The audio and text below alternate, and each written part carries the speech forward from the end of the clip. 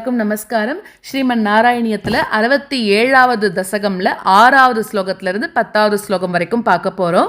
6வது ஸ்லோகத்தில் இப்படி அவெல்லாம் எல்லாரையும் தேடி தேடி பெயிண்டே இருக்கா இல்லையா? அப்போ என்ன ஆகுறதுன்னா, ஒருத்தி ரொம்ப தியானத்தில் இருந்துட்டு இருக்காளாம். ஒன்றை நினச்சி அவள் தியானம் பண்ணிகிட்டே இருக்காளாம். அப்போ என்ன பண்ணுறா, அந்த இவாளுக்கெல்லாம் பார்க்குற இடத்துலலாம் நீ இருக்கிற மாதிரியே இருக்குது. அதனால அவன் என்ன பண்ணுறா, அந்த தியானம் பண்ணுறவ கண்ணன் இங்கே தான் இருக்கான், என்னோட கண்ணுக்கு மட்டும் தெரியறான் அப்படின்னு கற்பனையில ஒருத்தி அப்படியே அழுது கதற ஆரம்பிக்கிறாளாம். அதை நம்பி இவா என்ன பண்ணிட்டா, என்னது உனக்கு மட்டும் தெரியறானா, எங்களுக்கெல்லாம் தெரியலையே அப்படின்னு இப்ப அவளோட துக்கம் 2 மடங்கு ஆயிடுத்தான்.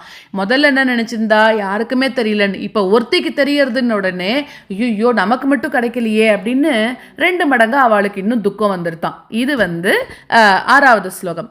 7வது ஸ்லோகத்துல என்ன சொல்றா அப்படின்னா, உன்கிட்டயே ஒன்றி போய்விட்ட அந்த பெண்கள், அதாவது உன்கிட்டயே ஐக்கியமான அந்த பெண்கள் என்ன பண்றான்னா, நீ பிரிஞ்சு போயிட்டியோனோ அந்த யமுனை ஆற்றுக்கு, நீ பிரிஞ்சு போனதுக்கு அப்புறமா அந்த யமுனை ஆற்றோட கரையில என்ன பண்றா, இவாள்லாம் சேர்ந்துண்டு நீ என்னெல்லாம் லீலை பண்ணியோ, கோவர்தன உத்தாரணம், காளிய நர்தனம், பூத்தனாமோக்ஷம், இந்த மாதிரி பெருமாள் நிறைய லீலை பண்ணியிருக்காரு இல்லையா?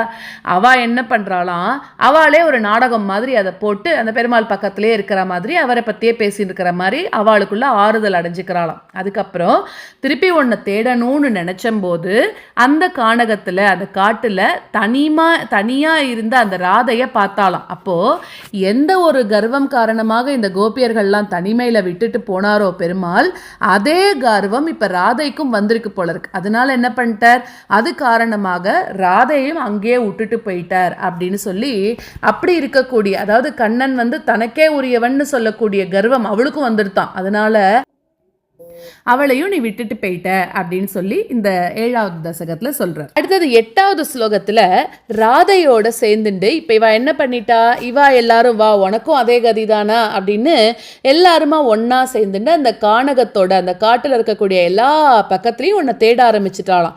எங்கேயுமே நீ கிடைக்கல. ஆனா ராத்திரி ஆயிடுத்து. அதனால என்ன பண்றா, எல்லாரும் திருப்பி யமுனை கரைக்கு வந்துட்டா.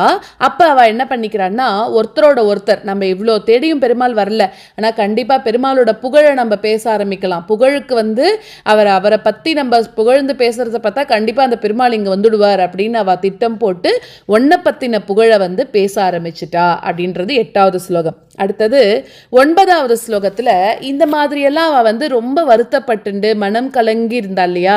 அந்த சமயத்துல நீ என்ன பண்ண அப்படின்னாக்க, அவளோட பேச்சாலையும் பாட்டாலையும் தன்னோட அந்த நெஞ்சத்துல இருக்கக்கூடிய துயர் அதை கொட்டி தீர்த்த அந்த கோபிகைகள் அவெல்லாம் என்ன பண்றா அப்படின்னா, இப்படி வருத்தப்பட்டு இருக்கா இல்லையா? அதனால அதை பார்த்த அந்த பெருமாள் என்ன பண்ணிட்டாருன்னா, திருப்பி அவளுக்கு எதிரில் இப்ப தோன்றினர். ஏன்னா பெருமாளோட புகழ பாட பாட அந்த இடத்துக்கு ஓடி வந்துடுவாராம் பெருமாள். அதுக்கு இந்த ஒரு ஸ்லோகமே நம்ம கூட சாட்சியா எடுத்துக்கலாம்.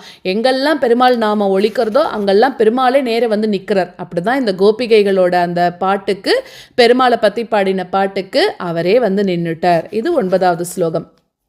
10வது ஸ்லோகத்துல மறுபடியும் உன்னை பார்க்க முடியுமா அப்படின்னு தவிச்சுட்டு இருந்த அந்த கோபியர்கள் ஒன்றை அப்படி நேரில் பார்த்தம்போது திக்குமுக்காடி போயிட்டாலாம். ஸோ எப்படியெல்லாம் அவ தன்னோட அந்த விஷயம், அதாவது உன்னோட தரிசனம் பார்த்தோன்னே அவ்வளோ ஆச்சரியத்தோட திக்குமுக்காடி என்னதான் பண்ணலை அப்படின்னு கேட்குறா. அவ்வளோ ஒரு பரபரப்பாயிட்டாலாம் எல்லாருமே. அப்படி இருக்கக்கூடிய குருவாயூரப்பன், நீதான் என்னோட நோயிலிருந்தும் என்னை காக்கணும் அப்படின்னு சொல்லி இந்த தசகத்தை பூர்த்தி பண்றார். இப்போ 6லிருந்து 10 வரைக்கும் இருக்கிற ஸ்லோகத்தை கத்துக்கலாம்.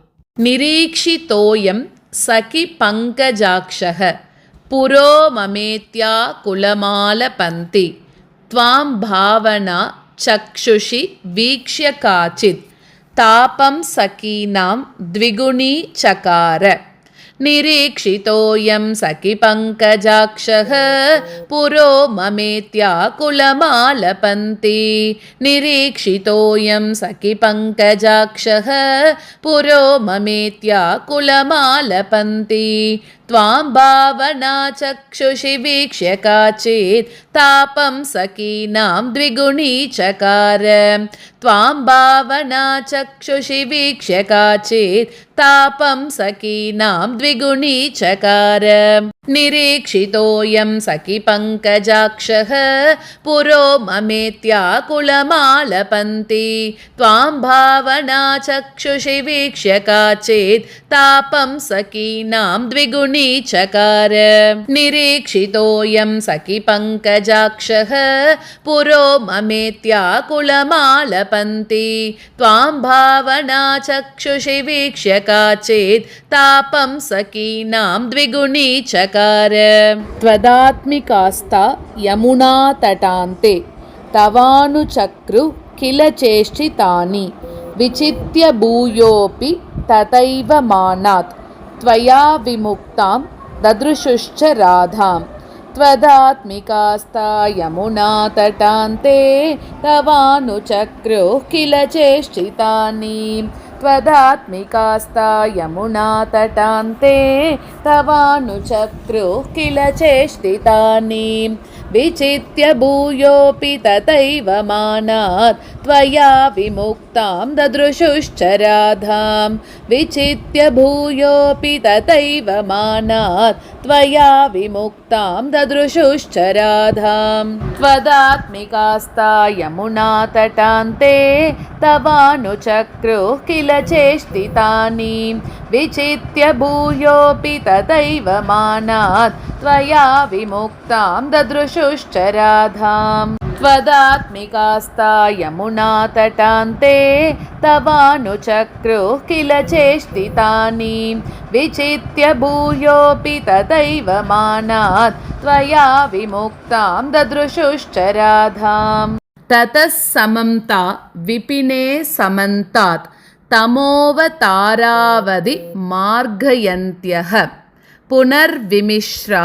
यमुनातटान्ते भृशं विलेपुश्च जगुर्गुणांस्ते ततः समन्ता विपिने समन्तात् तमोवतारावधि मार्गयन्त्यः ततः समन्ता विपिने समन्तात् तमोवतारावधि मार्गयन्त्यः पुनर्विमिश्रा यमुनातटान्ते भृशं विलेपुश्च जगुर्गुणांस्ते पुनर्विमिश्रा यमुनातटान्ते भृशं विलेपुश्च जगुर्गुणांस्ते ततः समन्ता विपिने समन्तात् तमोवतारावधि मार्गयन्त्यः पुनर्विमिश्रा यमुनातटान्ते भृशं विलेपुश्च जगुर्गुणांस्ते ततः समन्ता विपिने समन्तात् तमोवतारावधि मार्गयन्त्यः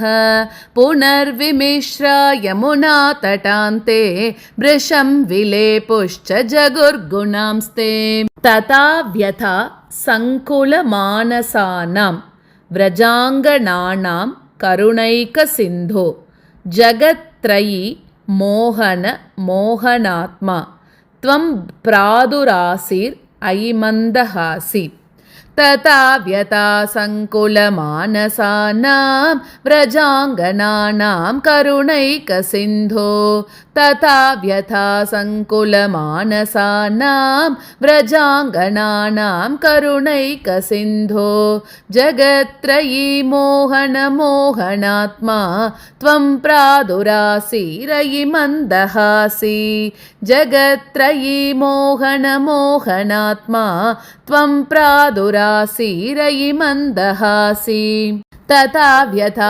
सङ्कुलमानसानां व्रजाङ्गनानां करुणैकसिन्धो जगत्त्रयी मोहन मोहनात्मा त्वं प्रादुरासीरयि मन्दहासि तथा व्यथा सङ्कुलमानसानां व्रजाङ्गनानां करुणैकसिन्धो जगत्त्रयी मोहन मोहनात्मा त्वं प्रादुरासीरयि मन्दहासि सन्दिग्धसन्दर्शनमात्मकान्तं त्वां वीक्ष्य तन्व्यः सहसा तदानीं किं न चक्रुः प्रमदादिभारात् सत्वं गतात् पालय मारुतेश सन्दिग्धसन्दर्शनमात्मकान्तं त्वां वीक्ष्य तन्व्यः सहसा तदानीं सन्दिग्धसन्दर्शनमात्मकान्तं त्वां वीक्ष्य तन्व्यः सहसा